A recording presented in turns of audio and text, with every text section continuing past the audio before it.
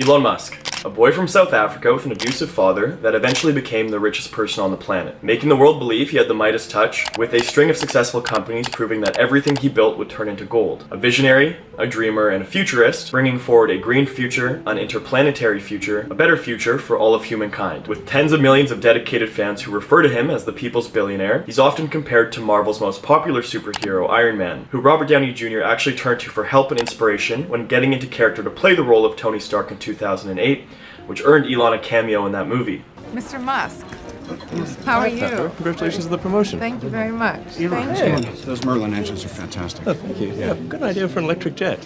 You do? Yeah. Then we'll make it work. It's hard to envision a future, at least one in the next 20 to 50 years, that won't be heavily influenced by Elon Musk's vision. As the world pushes for electric and self-driving cars, Tesla currently dominates the space with a market cap and number of cars sold annually that dwarfs any of its rivals. The president of SpaceX, his space manufacturing company, said that they plan to have humans on Mars before the year 2030. There are hundreds, if not thousands of people all over the world working on the idea he laid out in the Hyperloop white paper, promising a new ultra-fast mode of transportation that would take only 45 minutes to get from Los Angeles, California to New York City. He's funny, he's smart, he's a cool nerd that has this way about him that almost perpetuates the belief that if he could achieve all of that, maybe I can too. And I think when it comes down to it, that is one of the core pillars of his fandom. This superhero-like man is bringing forward this amazing futuristic vision into reality, and in the future, I want to be just like him. The problem is, when you idolize someone, especially someone you have never personally met, you can be blinded to the fact that everything might not be as it seems, and the story you've been led to believe and hold on to might be nothing more than a rewritten version of history. So, is Elon Musk our savior or a supervillain? It all started on June 28, 1971, when Elon Musk was born in Pretoria, South Africa. Like most self-made billionaires, the story goes that Elon came from humble beginnings, growing up in poverty, an abusive dad, and a mom who had to work 5 jobs to support her family. When in reality, both parents came from money, Elon himself went to private school, and his dad was a partial owner of an emerald mine who claimed they had so much money they couldn't even close their safe, and had frequent yacht and ski vacations. Elon moved to Canada when he was 17 to avoid serving in the South African military, where he attended Queen's University in Kingston, Ontario. Fun fact, that is also the school that I graduated from.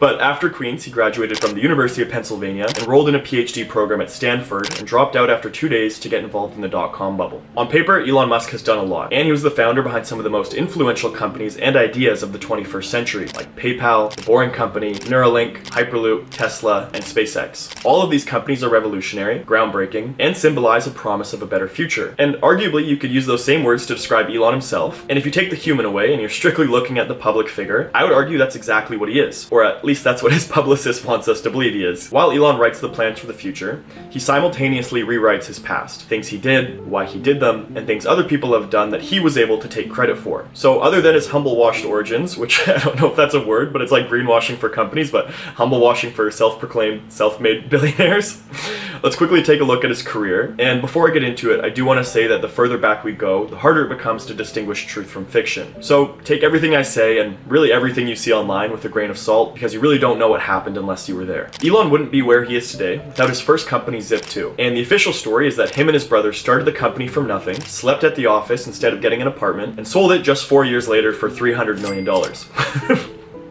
What you don't see everywhere is how they received multi-thousand-dollar investments from both parents, and their dad's friend who joined on as the third co-founder who brought in venture capitalists who benched Elon, and his entire line of code was flawed and had to be rewritten by new engineers. The company was sold for $300 million to Compaq, but was shut down internally shortly after and never actually made a profit. So not only was his code flawed, but the whole idea was inherently flawed as well. He was also not the founder or creator of PayPal. His company X.com was offering a similar service, but was described as a Hollywood movie set of a website that barely got past VCs. They merged with Confinity, the company that did create PayPal, and just a few months after Elon took position as CEO, he was fired in one of the nastiest coups in Silicon Valley history. In his settlement, he was able to get the founders section of the PayPal website removed, so he could falsely claim in the future he was a founding member of that company. But it was only after Elon left that the company removed all traces of X.com in their branding, went public, and sold to eBay for $1.5 billion, which Elon received nearly $200 million from that sale. He then went on to invest in an electric automotive startup, Tesla Motors, that had already been around for over a year with designs for their first car, the Roadster. Because of his position as the majority shareholder,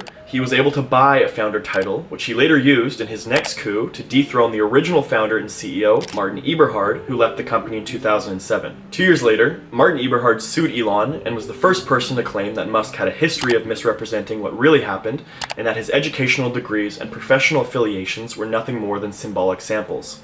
And I think Martin Eberhard really had him clocked back in 2009, because when you look at Elon Musk now, and the things he says and does, the controversy or concern surrounding him might stem from the distrust people have in the motivations behind his actions. Most recently, his Twitter buyout saga in April of 2022, that he sort of championed around this idea that he was going to turn Twitter into this beacon for free speech. He made a lot of promises of change. He said he was going to reinstate Donald Trump's Twitter account. He was sued by Twitter shareholders. He snagged a seat on the board. And with every new development, the Twitter stock moved with his words. And I think it had people wondering why. Why did the world's richest man care so deeply about owning a social media platform with over 215 million daily active users? And the better question was, what does he have to gain from it? Especially when a purchase like that meant he was going to have to sell some of his shares in Tesla or SpaceX, which both have a much higher valuation. And if you look back, it all started when US authorities and SEC regulators expressed concern over his tweets that seemed dangerously close to market manipulation, which Elon has been accused of multiple times, including when he was sued by the SEC in 2018 for tweeting he was going to take Tesla private for $420 a share, which Grimes said he did just for laughs in leaked DMs between her and Azealia Banks.